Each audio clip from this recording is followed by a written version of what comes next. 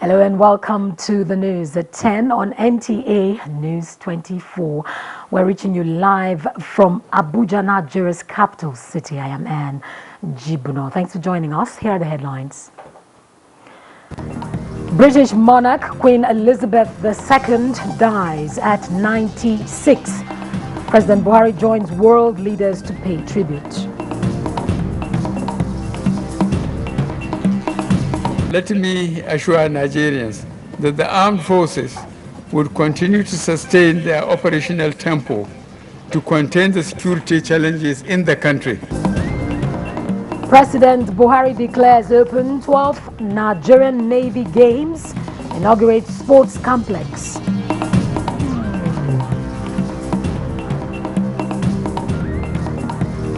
Determined to resolve those internal disagreements.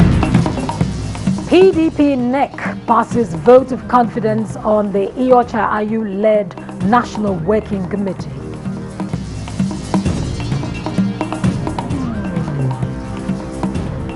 Federal government inaugurates donor forum designed to meet 2023 census funding gaps.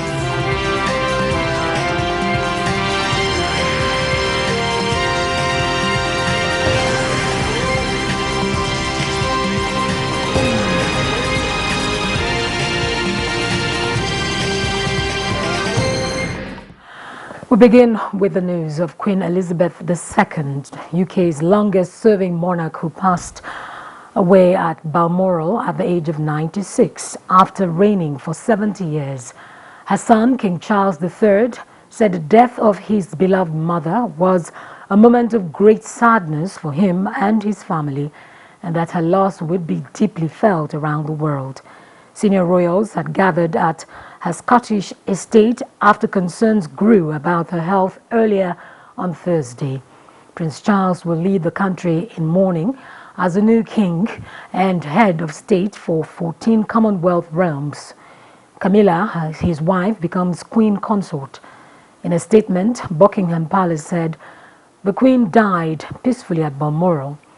Prime Minister Liz Truss, who was appointed by the Queen on Tuesday, said the monarch was a rock on which modern Britain was built, providing them with the needed stability and strength.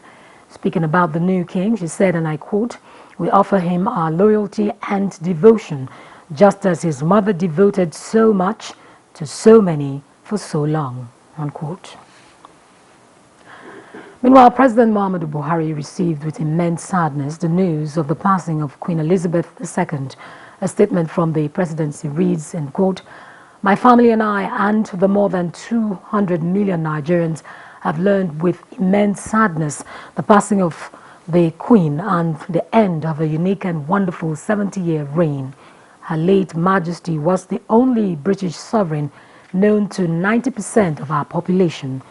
Our thoughts and sincere condolences are with the royal family and the people of the United Kingdom and the entire Commonwealth as we join the world in mourning her loss. The story of modern Nigeria will never be complete without a chapter on Queen Elizabeth II, a towering global personality and an outstanding leader. She dedicated her life to making her nation, the Commonwealth, and the entire world a better place." End of quote. The president also welcomed the ascension of King Charles III to the throne in line with tradition and praised His Majesty will witness continuing robust and sisterly relations between Nigeria and England. And the Commonwealth Medical Association, CMA, received with sadness the news of the demise of Her Majesty Queen Elizabeth II, head of the Commonwealth. A statement from the president of the association, Dr. Osaho Enabulele, says the CMA shares the deep sense of loss of the royal family, the people of the Commonwealth, and indeed citizens of the world over the loss. On behalf of physicians from all over the Commonwealth, they offered their condolences to the entire royal family, the government and people of the United Kingdom, and the people of the entire Commonwealth. Dr. Enabulele described Her Majesty the Queen of England as a strong centripetal force and supporter of the Commonwealth and its people, adding that aside from engendering a new era of openness and integration and connectivity in the Commonwealth, she admirably performed her role as head of the Commonwealth. The association praised that the beautiful memories of her legacies, sacrifices and diligent commitment to the growth of the Commonwealth and its people brings greater solace to the royal family as well as the people of the Commonwealth during this period of bereavement. King Charles II ascends the throne of England as Queen Elizabeth II passes on at the age of 96. Ekene Ndulwe reports.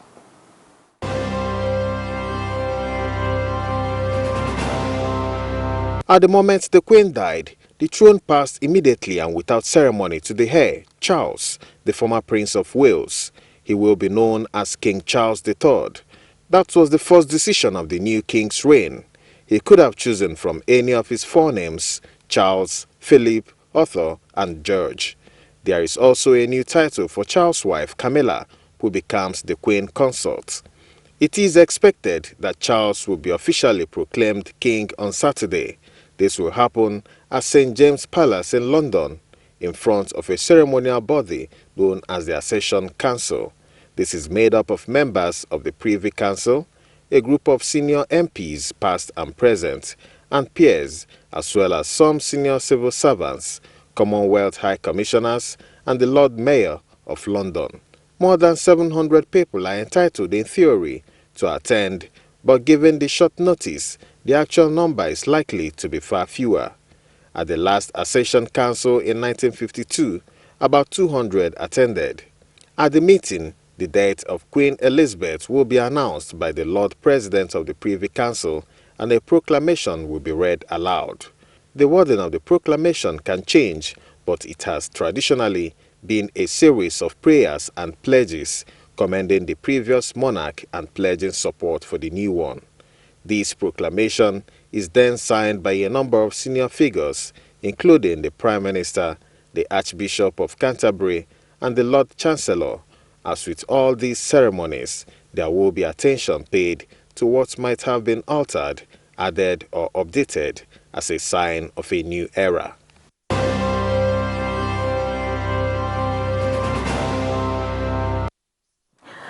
King Charles III ascends the throne of his ancestors. Now, joining us live now is Honorable Nkpa Oju Oka. He's a political scientist and global affairs analyst. Thank you for joining us today. It's good to have me. Now, let's look at the legacy that Queen Elizabeth has left behind. What are those legacies? Very briefly, please. Well, you know, our condolences to the entire royal family and the British people, and of course the world at large at the demise of Her Majesty, the Queen Elizabeth II. It's a very difficult time for us and for the royal family, looking at all that she has achieved within her time as at a young age of 25, 26, and she became the queen of the entire British Empire. And you know, it was a very difficult moment in the United Kingdom and world politics, because Europe and by extension the world had just went through 2 bloody wars, and also at a period when you don't even expect a young lady to take charge of the affairs of an empire such as the United Kingdom.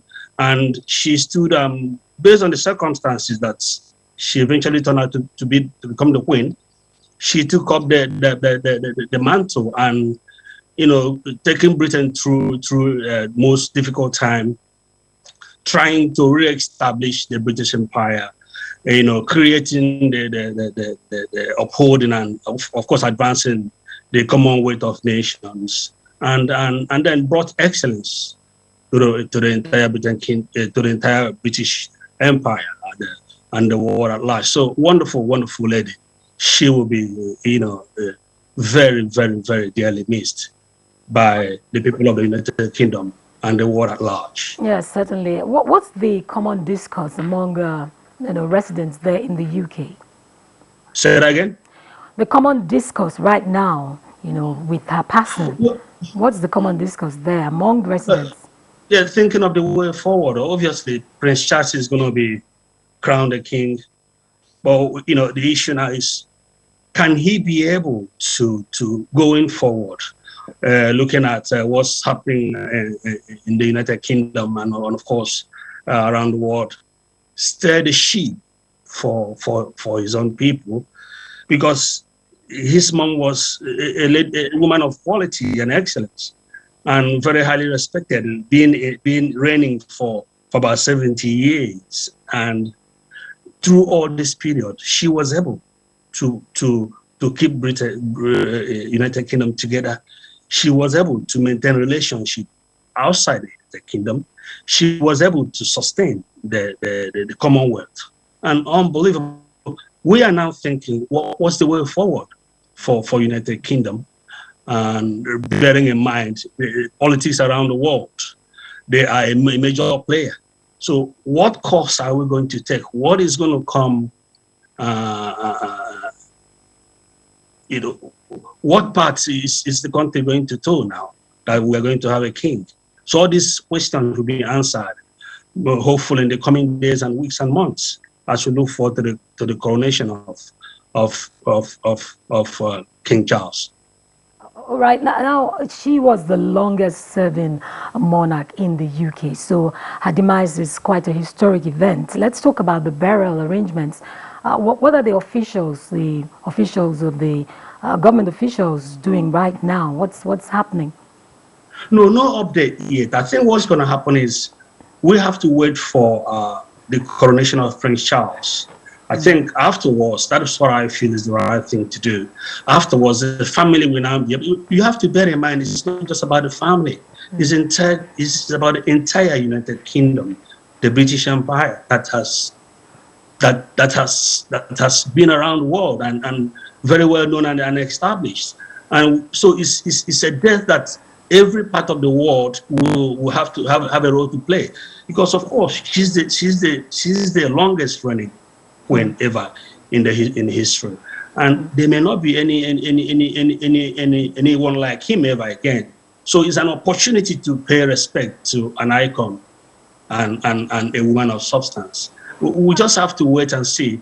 Hopefully, after the coronation of King Charles, then the family can make a statement on what the burial arrangement will be, bearing in mind so many things will be taken into account. Yes, and that's I mean, I won't be surprised if Nigeria is also taken into account, because we are part of the Commonwealth. Yes. And we will definitely have delegates. Now let's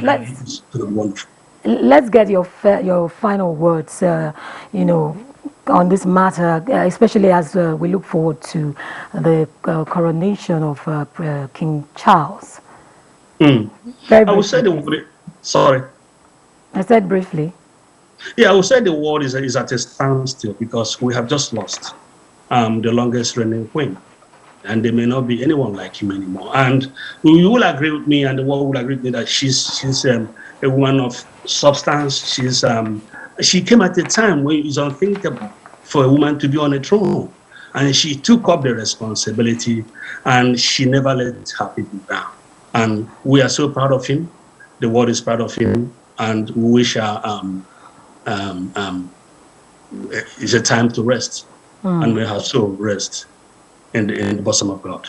Yes, and amen to that. And King Charles certainly has very large shoes to fill. Thank you very much, Honorable Mpa Oju-Oka, political scientist and global affairs analyst, for joining us today.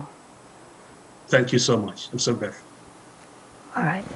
Now, moving on, the President Muhammadu Buhari is urging Nigerians to have faith in the ability and capability of the nation's armed forces to effectively safeguard their collective interest, promising to do whatever it takes towards sustaining the current operational tempo in the fight against insecurity.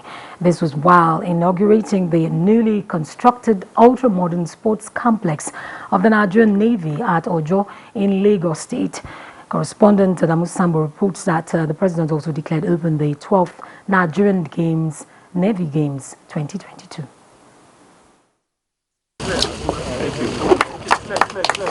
Conceived by the immediate past chief of the naval staff, the Nigerian Navy Sports Complex is equipped with state-of-the-art indoor sporting equipment, world-class gymnasium, swimming pool, a standard football pitch, as well as tracks for athletics events.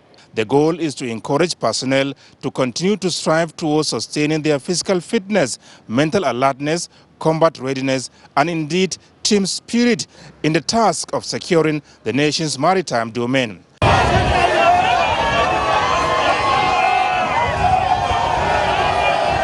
And to put the sporting facilities to effective utilization, President Muhammadu Buhari flagged off the 2022 Nigerian Navy Games, which he said will go a long way towards strengthening the ties between troops, instilling discipline, and ensuring readiness to serve a common cause. The Games should therefore provide a glimpse of what Nigerians expect from the Nigerian Navy: dedication, commitment, unity, oneness, and comradeship.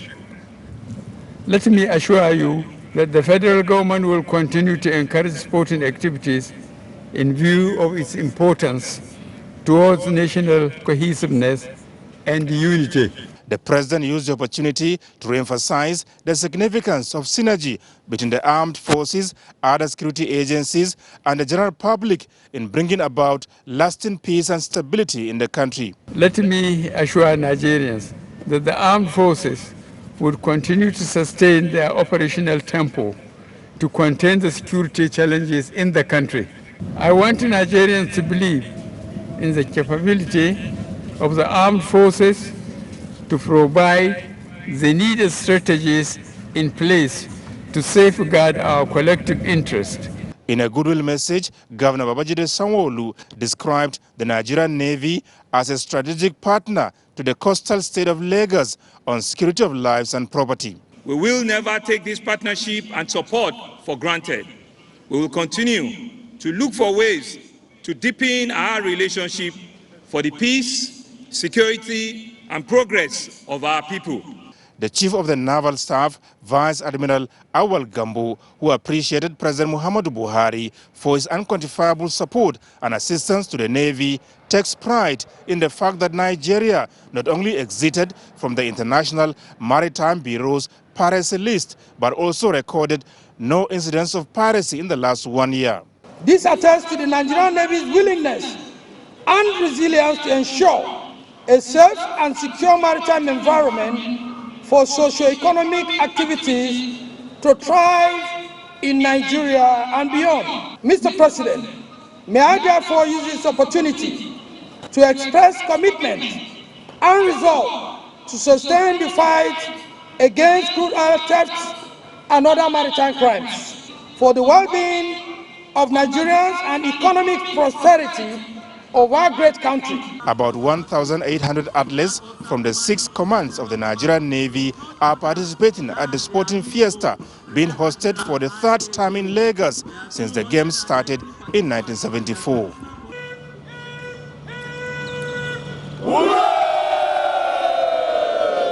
From Lagos, Adamu Sambo, NTA News. You're watching the news at 10 on NTA News 24. Coming up after the break, politics and more. Just stay with us.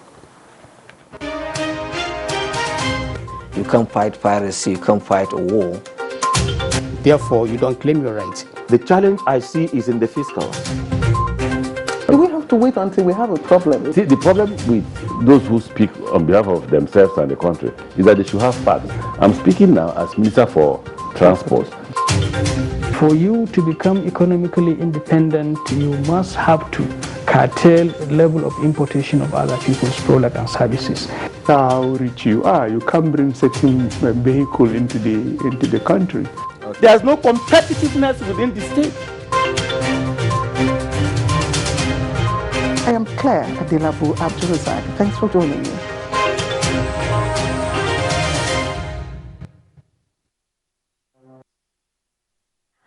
Thanks for staying with us. Now, efforts by the federal government to tackle malnutrition and its attendant challenges are beginning to take shape, just as nutrition-specific budget estimates are likely to be included in the 2023 appropriation bill. Vice President Yemi Osinbajo stated this at a virtual meeting of the National Council on Nutrition. The council, with the approval of President Buhari, has ensured that nutrition departments now exist in several ministries, departments and agencies. The ministries include that of Health, Agriculture, Humanitarian Affairs, Women Affairs, Information and Culture, as well as Industry, Trade and Investment, the National Agency for Food and Drug Administration and Control, and the National Primary Healthcare Development Agency, among others.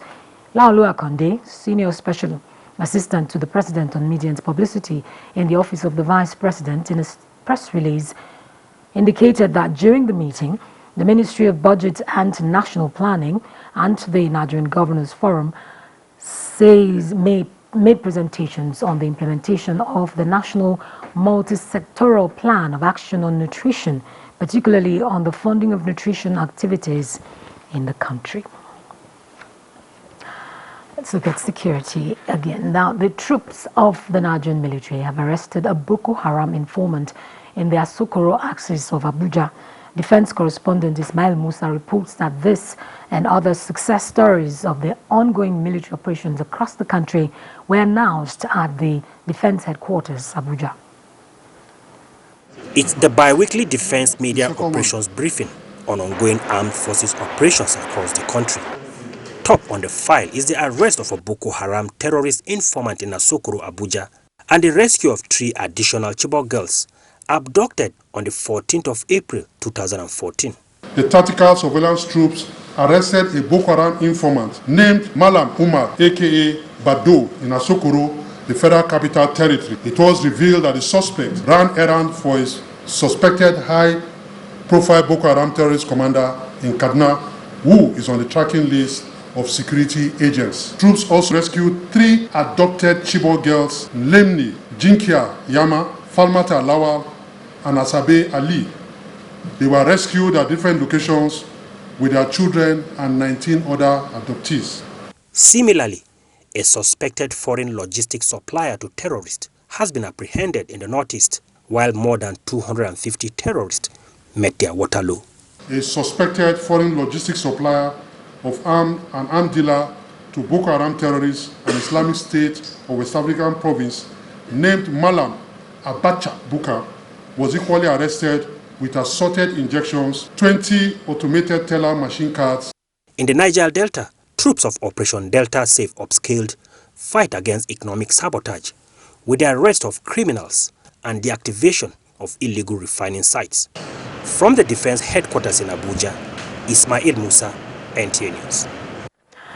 INEC has again reiterated its stance on the APC Yobe North Central primary election, saying the commission stands by the report filed by its monitoring team.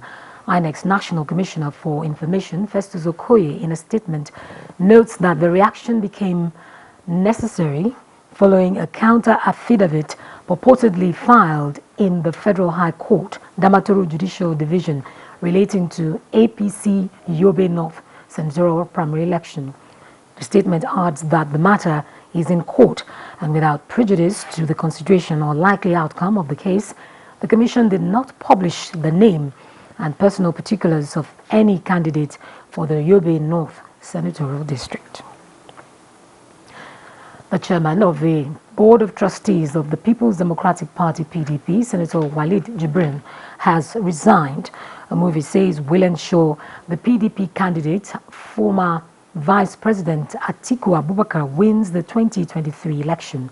Correspondent Timothy Yusuf reports that Senator Walid stepped down during the PDP BOT meeting in Abuja. Meanwhile, the chairman of the People's Democratic Party Governors Forum and Governor of Sokoto State, Aminu Waziri Tambuwal, has not resigned as chairman of the forum, Contrary to some media reports, Director General of the PDP Governors Forum, Cyril Madubum, in a statement says members of the forum are working behind the scenes to resolve all contending issues concerning the party. To this end, a meeting of the forum will soon be convened. And still talking about the PDP, the 97th National Executive Committee meeting of the party has passed a vote of confidence on the Iocha-led National Working Committee. Correspondent Timothy Yusuf reports that the NEC also announced the emergence of former President of the Senate, Adolphus Wabara, as acting chairman of the party's Board of Trustees. It was a busy day at the national headquarters of the PDP. First, a meeting of the party's Board of Trustees, which later dovetailed into a National Executive Committee's meeting. Those in favor of the motion of a vote of confidence on the Iocha-led National Working Committee, say aye. PDP National Chairman announced the resignation of Senator Walid Jibril as Chairman Board of Trustees, with Senator Adolphus Wabara acting in the capacity. The party remains united as against all perceived negative commentaries in some quarters, says Ayu. This party is famous for settling all disagreements. Of course, there are some discomforting family issues in our party as of today. They are usual in a big family. PDP presidential candidate Atiku Abubakar agreed no less with the party's position, as disagreements are normal within any political family. We are determined to resolve those internal disagreements. No matter what the anger is, let us debrief ourselves in-house rather than playing to the gallery. NEC also approved a unified campaign structure, but yet to constitute a national campaign council. Timothy Yusuf, NTA News. Meanwhile, the national chairman of the All Progressives Congress, Abdullahi Adamu, says the party is working assiduously to end up in the presidential villa and not in the tribunal. He stated this when he played host to Senator Oluremi Tinubu, wife of the APC presidential candidate Bola Ahmed Tinubu, and her entourage at the party's national secretariat in Abuja. Saliu Gwanara reports.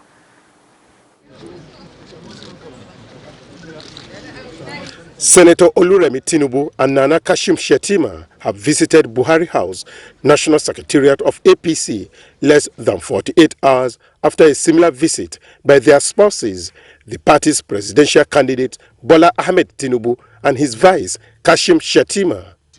Words from APC National Chairman to the women touched on the need for stakeholders, especially the women, to collectively work and explore their numerical strength towards success. Some of the best brains are amongst you, women. President Buhari will not be on the ticket in 2023, but his spirit and his driving leadership and progressiveness in all that he does is far. Will continue to add value to whatever we're going to do. Like other stakeholders, Senator Oluremi Tinubu and her team are primed to play an active role through a roadmap that will add value to the party's pre-election processes. Before the timetable comes out, it's best for me to come here and also tell you that we've been busy, quietly, but we want to intimate you on the activities. We're here to get our organogram fine-tuned. Also in the entourage are representatives of the First Lady, Aisha Buhari, and other senior members of APC Women's Wing. In Abuja, Saliu Gwanara, NTA News. Away from politics, since the inauguration of the Northeast Development Commission in 2018, the Commission has recorded tremendous success in bringing hope to the victims of insurgency who are displaced from their settlements as a result of the activities of Boko Haram in the past 1 decade. The managing director of the Commission stated this while updating the media on the Commission's core mandate and the way forward. State House correspondent Aliu Kabir reports. The Northeast Development Commission was established in 2017, responsible for the resettlement, rehabilitation, reintegration and reconstruction of the area ravaged by the insurgency, as well as supporting victims and tackling the menace of poverty, illiteracy, ecological problems and other related issues in the area. The managing director of the NEDC, Mohammed Goni Al-Kali, said the Commission has embarked in a holistic approach towards addressing the devastating effect of the insurgency. For instance, the Commission has so far executed 647 projects in agriculture, environment, education, health and energy across the 122 local government areas in the 6 states of the Northeast, comprising Adamawa, Bauchi, Borno, Taraba, Gombe and Yobe. The Commission, according to the MD, has built 1,000 housing units of 4 bedrooms in Borno State, which was already handed over to the state government for onward distribution to the victims, adding that 500 housing units are under construction in each of the states in the region. We also now started moving forward to do other infrastructure development, especially in the roads. For instance, we have done in Taraba, we have done the Mayondaga Bridge. It's a very small bridge, but very critical for the farmers there, which were completed. With over 2 million people affected by the insurgency in the area, the Commission, he said, has unveiled a 10-year master plan covering the period between 2020 and 2030, determined for various interventions in education, health, security, as well as human and capital development across the 6 states in the Northeast. We have the renewal phase starting from 2022-2023. That's now we have reached a baseline. How now are we going to improve with the stability we achieved? Thank God, now we have relative peace in the Northeast. So the objective of achieving this second phase is a reality.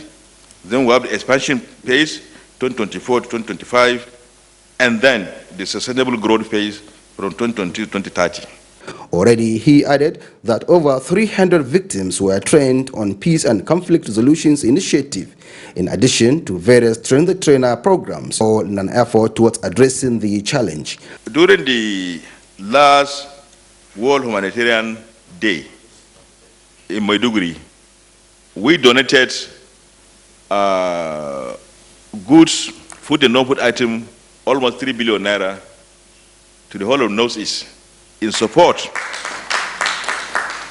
of the committee set up by Mr. President. Al-Kali added that NEDC has also supported Nigerian security agencies in the area with operational vehicles as well as health facilities, including ambulances and other medical aids, especially during the COVID-19 pandemic. From the State House, Aliu Kabir, NTA News. This is the news at 10 on NTA News 24. More reports are still ahead. Do stay with us.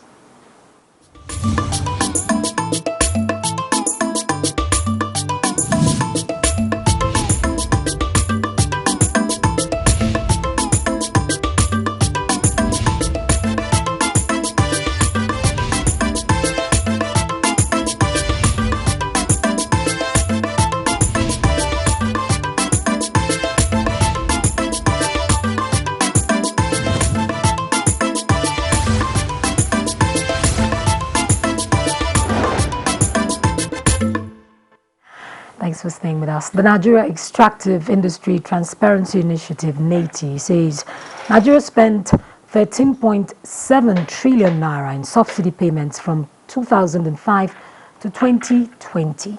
Executive Secretary of NATI, Ogbonnaya Orji, made this submission at an appearance before the House of Representatives Ad Hoc Committee investigating subsidy regime.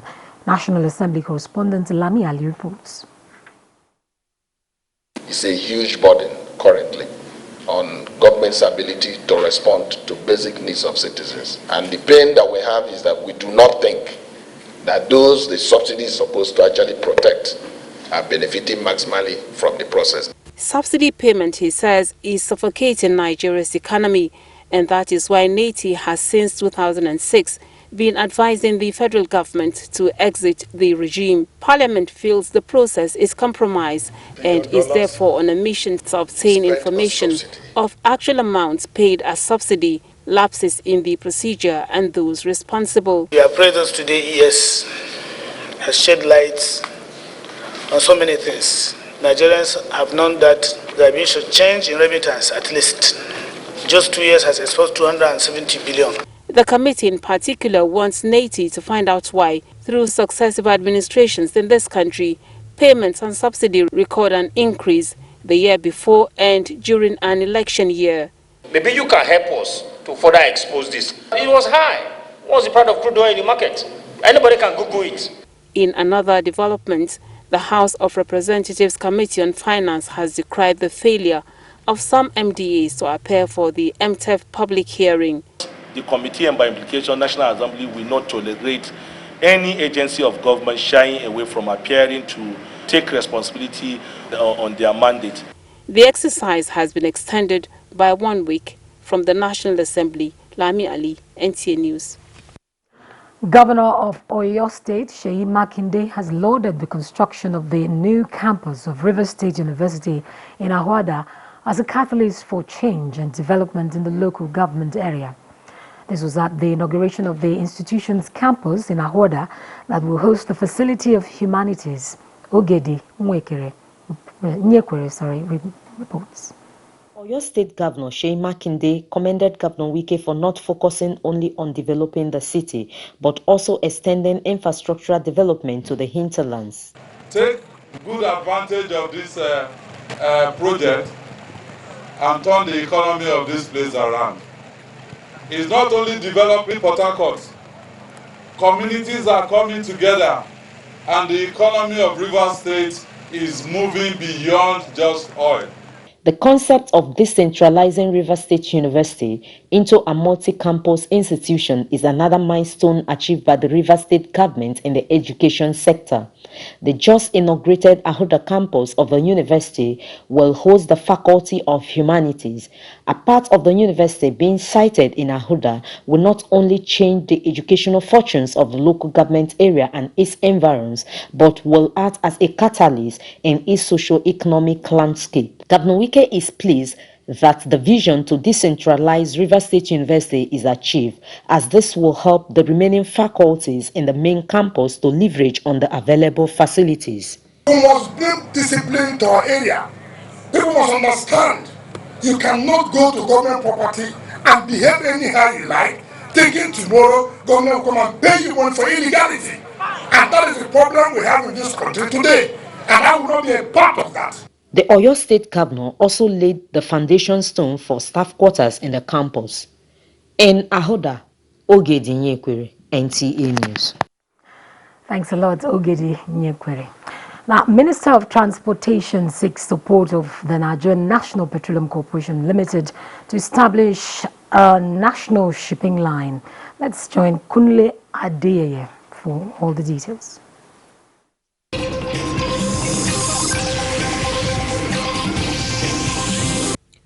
The Minister of Transportation, Muazu Sambo, emphasized that a strong alliance with the Nigerian National Petroleum Corporation Limited would ultimately secure the establishment of a strong and sustainable national fleet in 2 months.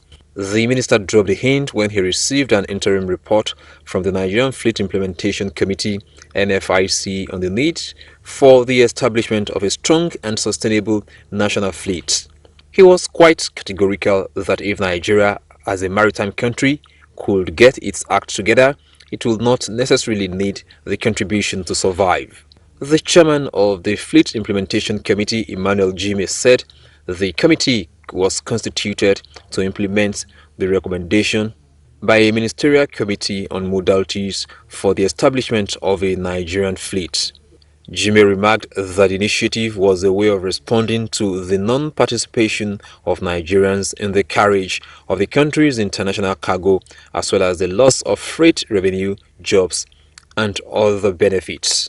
And to the details of Thursday's tradings on the floor of the exchange.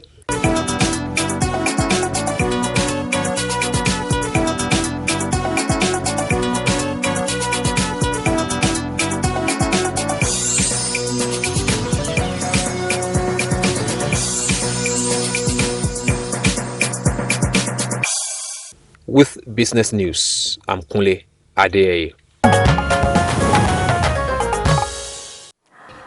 Now, the last 4 months of the year is usually referred to as Ember months. This perhaps is not unconnected with the busy nature of Nigerian roads, especially with the Yuletide season in sight.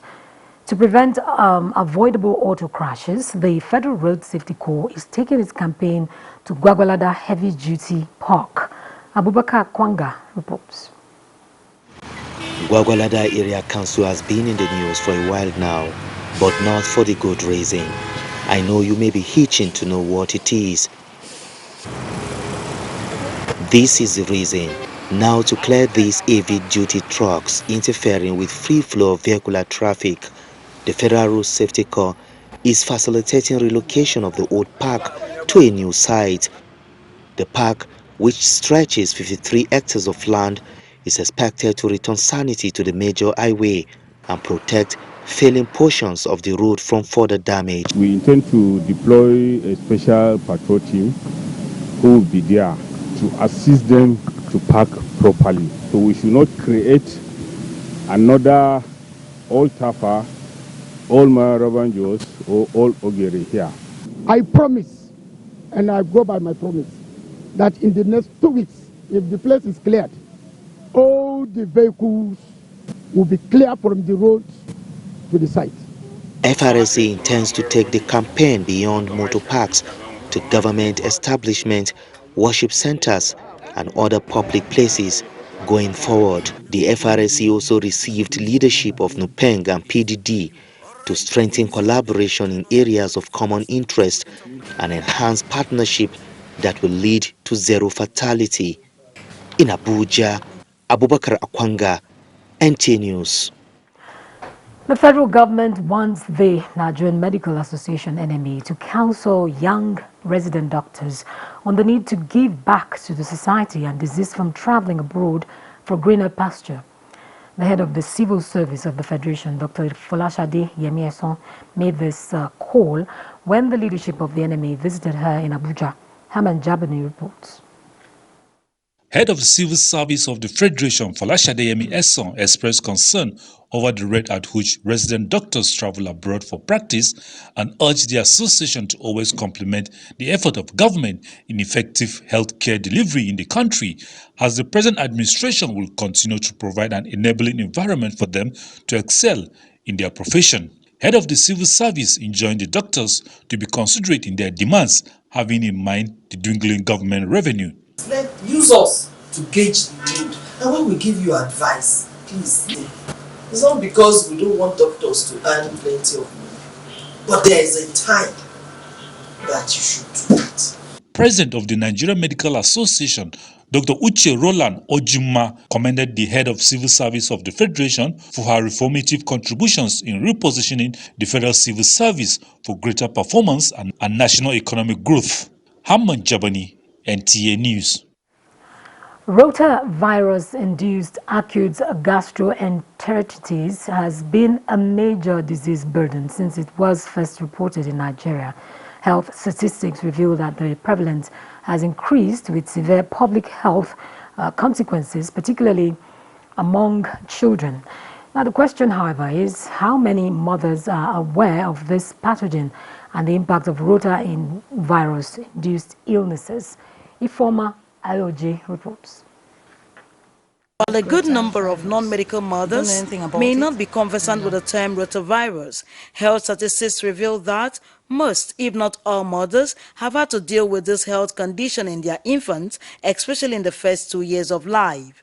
Medically, rotavirus commonly causes severe diarrhea, vomiting, and children may become dehydrated and in worse scenarios may even die. Children below 5, most especially those below 2, okay, if they have this rotavirus, it means they're going to come down with diarrhea, and diarrhea is one of the common causes of deaths in children under 5, so it's very deadly for children. What then are the preventive measures? Infection is mostly gotten through the mouth, so we believe for babies' first 6 months of life, we still encourage exclusive breastfeeding. Then subsequently we ask mothers to be hygienic in their handling of the baby and the baby's feeding.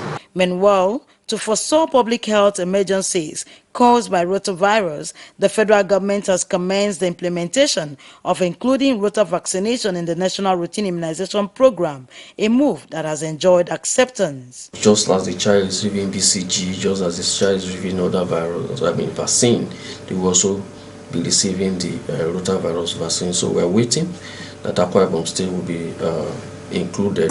If you prevent the child from having the diarrhea by giving the rota vaccine, it will be easier for you to manage the child. In Akwa Ibom, the State Immunization Officer Dr. Ime Udo says plans are underway to commence awareness campaigns to create adequate demand for the rota vaccination. We'll be rolling out the rotavirus vaccine sometime in November this year. So till that November, we're going to start some pre-implementation activities like demand creation, awareness campaigns.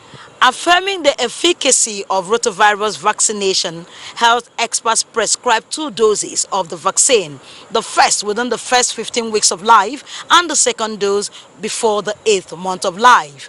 In Uyo, Ifoma Aikoje, NTA News. Members of the fourth estate of the realm have been advised to pay critical attention to their health and take advantage of healthcare services available at their beck and call. Elizabeth Omori reports that medical experts at an outreach advocate regular checkups, that's medical checkups, especially for the eyes. Nnamdi Azikiwe International Airport, Abuja. Globally, journalists strive to meet deadlines and make history in a hurry. Aminu Adamu is a program producer at Radio Nigeria, one of such media practitioners with a routine, and he's taken advantage of the medical services by the excellent leadership for sustainable development and good governance. His colleagues are also beneficiaries, and they say equipping primary health care facilities across the nation will go a long way in making healthcare more accessible to all Nigerians. It is only when we are well, we are strong, that we're able to give in your best. A journalist can just jump up in the morning from one event to the other. He comes back in the evening to the newsroom, he fights story, he leaves the office in the night, tomorrow again the same thing. Journalists need to be able to have their health intact so that they can be able to contribute to the growth of the society. Don't be tribalized. Don't be sentimental. Do your job well and the society will remember you for just that. Checks range from blood pressure and eye test. They urge media practitioners to maintain a healthy lifestyle and remain professional in carrying out their duties. In Abuja, Elizabeth Omori, NTA News. The federal government has inaugurated a donors forum with a mission of meeting the 2023 census funding gap worth more than 681 billion naira.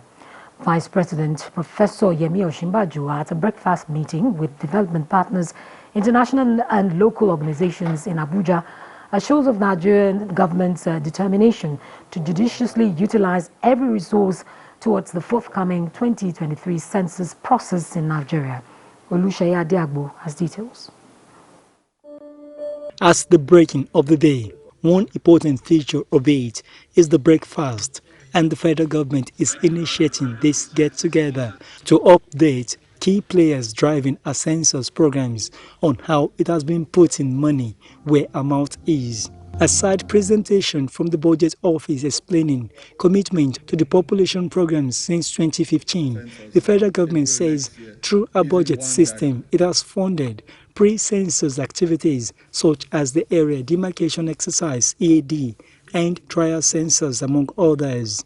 Spokesman to the Vice President Laolu Akonde delivers the VP's message. This breakfast meeting, therefore, is a necessary step towards soliciting your support for the conduct of a census that will be truly digital, scientific, and produce data that will guide planning within the context of global economic challenges, insecurity, and human development situations. Funds given to the Commission will be judiciously managed in a transparent manner. The United Nations in Nigeria will continue to support the development efforts of Nigeria including the implementation of a transformative census. The target now is in actualizing this funding gap of more than 681 billion naira, as speakers harp on the imports of Nigeria having an accurate census data of our population for planning and development. In Abuja, Olusheye Adiagbo, NTA News. Director General, National Orientation Agency, NOA, Dr. Garba Abari, is optimistic that equipping more Nigerians with reliable tools for fact-checking of information would curtail damage caused by fake news. Dr. Garba Abari stated this at the graduation of National Fact-Checking Course Set 7 in Abuja. Joseph Hussain reports. Misinformation and disinformation have continued to threaten national peace and unity. With the 2023 general elections drawing closer, the tendency for mischief makers to disseminate fake news for selfish interests may increase, but the National Orientation Agency is working hard at enhancing capacity of Nigerians to differentiate genuine information from the fake. Most importantly, the information and the technology environment is becoming more and more efficient. More and more efficient, but at the same time also more and more threatening to international peace. Within the media space, investigative journalism is one of the core tools where you have investigators out there deployed to go and counter-check information that is sort of becoming viral in the media space. Participants of the fact-checking courses were drawn from security agencies and other government organizations. They were trained on techniques used by mischief makers to ensure fake news spread fast and have impact, and ways to deal with fake news with the use of reliable fact-checking tools. So you don't have the right to the information that they bring, because they could always give you a source. And sometimes when you want to do the fact-finding, you don't know how to do it. Today, I'm going out a better person. We've seen that, yes, there are credible sources of and ways of checking facts to ensure that, checking information to ensure that they are either real or false. This is the 7th set of the National Fact-Checking course, and the graduates from different organizations across the country were presented with certificates ready to impact on the larger society. In Abuja, Joseph Oten, NTA News. You're watching the news at 10 on NTA News 24. A quick look at the top stories. British monarch Queen Elizabeth II dies at 96. President Buhari joins world leaders to pay tribute.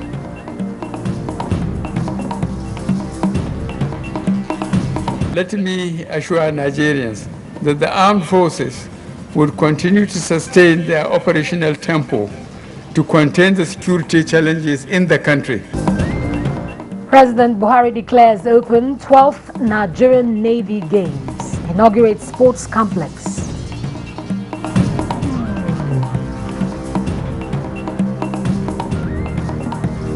Determined to resolve those internal disagreements. PDP NEC passes vote of confidence on the Iocha-Ayu-led National Working Committee.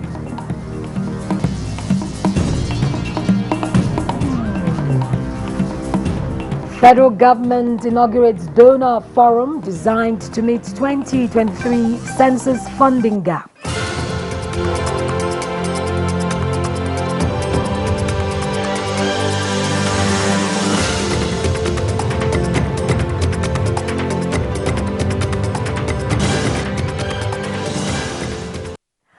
Let's now take the latest sports stories.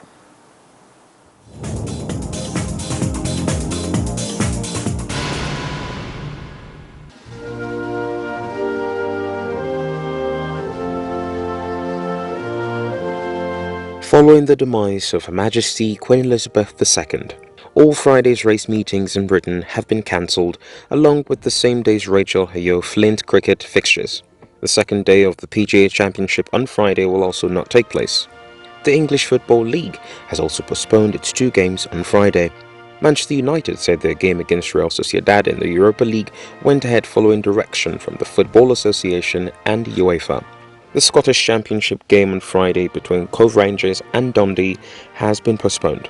The Tour of Britain called off Friday's sixth stage before also cancelling the weekend's remaining stages. In tennis, Tunisia's Ons Jabeur will face world number 1 Iga Świątek for the US Open women's singles title after both women won their semi-finals on Thursday. Fifth seed Jabeur reached back-to-back Grand Slam finals by winning 6-1, 6-3 against Frances Caroline Garcia. Poland's two-time major winner Świątek moved into her first US Open final with a 3-6, 6-1, 6-4 victory over Belarusian sixth seed Aryna Sabalenka. The final takes place in New York on Saturday.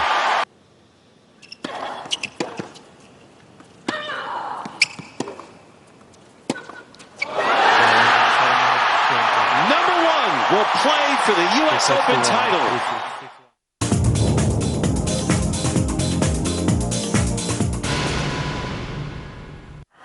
That concludes the news at 10 on NTA News 24. We thank you for watching. An update of the news is just ahead at 11. But remember to join the NTA in the fight against rape and rapists. I am Anne Jibuno.